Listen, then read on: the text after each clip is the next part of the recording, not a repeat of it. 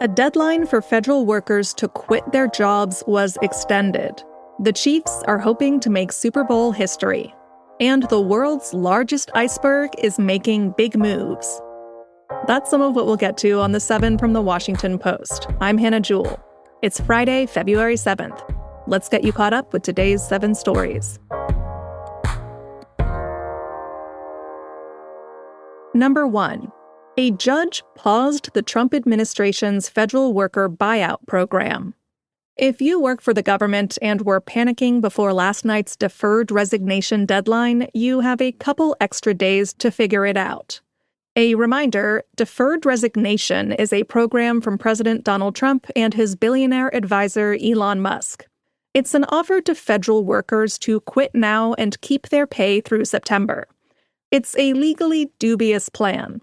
But as of yesterday, the Post is reporting that around 50,000 people had taken the plunge. Unions representing federal workers filed a lawsuit to delay yesterday's deadline, and a judge granted a temporary pause. Workers now have until the end of Monday to decide, and there will be another court hearing that afternoon. The abrupt change has further plunged federal workers into limbo, and the effects of the administration's sweeping cuts to government are already being felt in the private sector. Some companies and nonprofits are starting to lay off workers in the wake of funding freezes. Economists say there could be a wave of job losses in the coming weeks. Number 2. The yeas are 53, the nays are 47. The nomination is confirmed. The Senate confirmed an architect of Project 2025 to a key role. You probably haven't heard of Russell Vought, but he's about to become very powerful in Washington. He will be the next director of the White House Budget Office. Vought has promised to pursue massive spending cuts and help Trump shape the budget to his political views. You might remember Project 2025 from the presidential election campaign. It was a detailed right-wing agenda spearheaded by a think tank, the Heritage Foundation, for Trump's second term. Vought helped craft that project, and its language is already showing up in Trump's executive orders. Before yesterday's confirmation vote, Senate Minority Leader Chuck Schumer spoke on the Senate floor.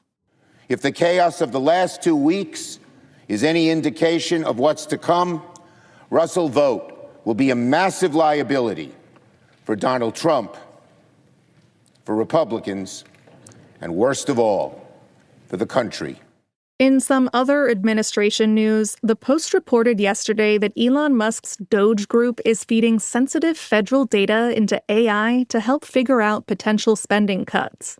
Musk and his team are on a mission to drastically slash the size and functions of the federal government.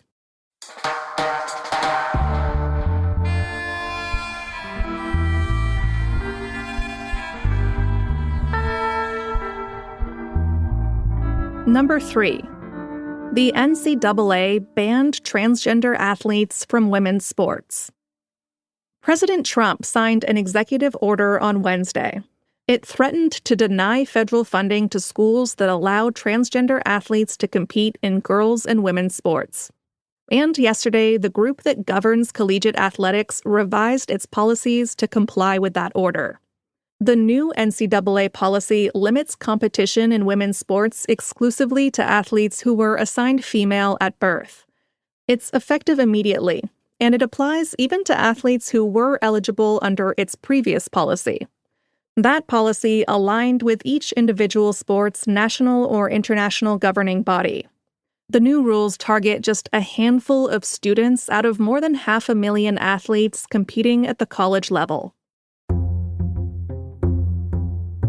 Number 4. State troopers say a plane with 10 people on board is missing in Alaska. A Bering Air flight was reported missing yesterday afternoon. It was on its way from Unalakleet to Nome. Those are 2 remote coastal communities in the western part of the state. The Coast Guard said the plane was 12 miles offshore when its position was lost. Search and rescue crews are working to determine its last coordinates. This is the latest major air incident to happen in the U.S. in recent days. Last week, an American Airlines flight and an Army helicopter collided near Washington, D.C., killing 67 people. Just 2 days later, a medical transport plane crashed shortly after taking off in Philadelphia, killing 6 people on board and 1 person on the ground. Job growth probably slowed in January. That's our 5th story. This morning, a report from the Labor Department is expected to show that job creation is likely to have slowed in January compared with December. The unemployment rate is likely to remain the same. It paints a picture of a solid but weaker labor market.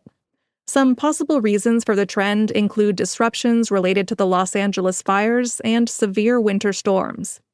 It's too early, though, to say how the Trump administration's policies, like raising tariffs, gutting the federal workforce, and freezing federal funds, might affect the economy. The official numbers will come out at 8:30 a.m. Eastern, so check out our site later this morning for more. The Kansas City Chiefs are looking to make NFL history this weekend. That's number 6.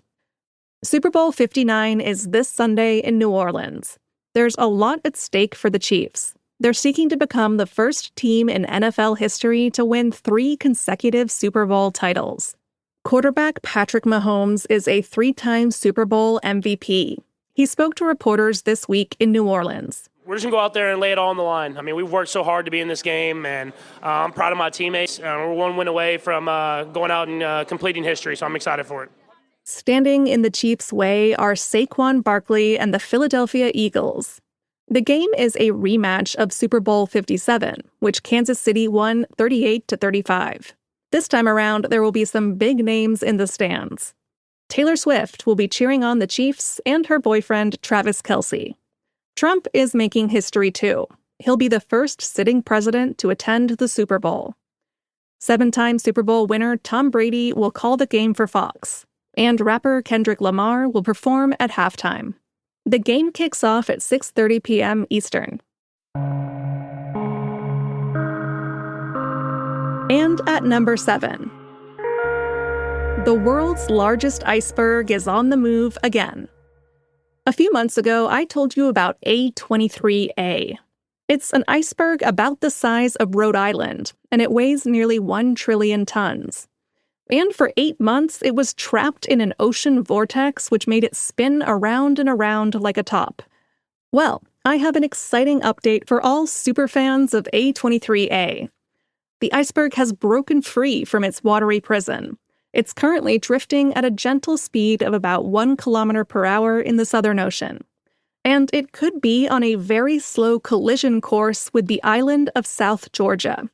That's between Antarctica and Argentina.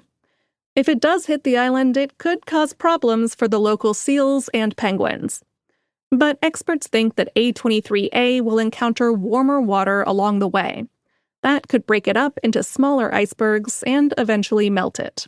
Good news if you're a penguin.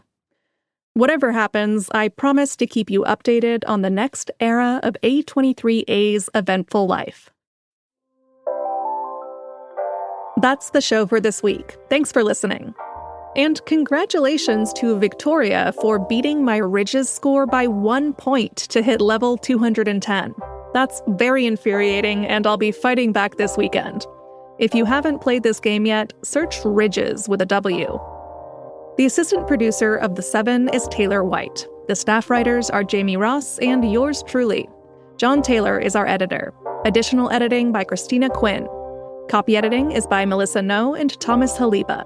Mixing and sound design is by Jim Briggs and Justin Garish. Our theme music is by Edith Mudge. Renita Jablonski is our director of audio. I'm Hannah Jewell. I hope you have a great weekend, and I'll meet you back here on Monday.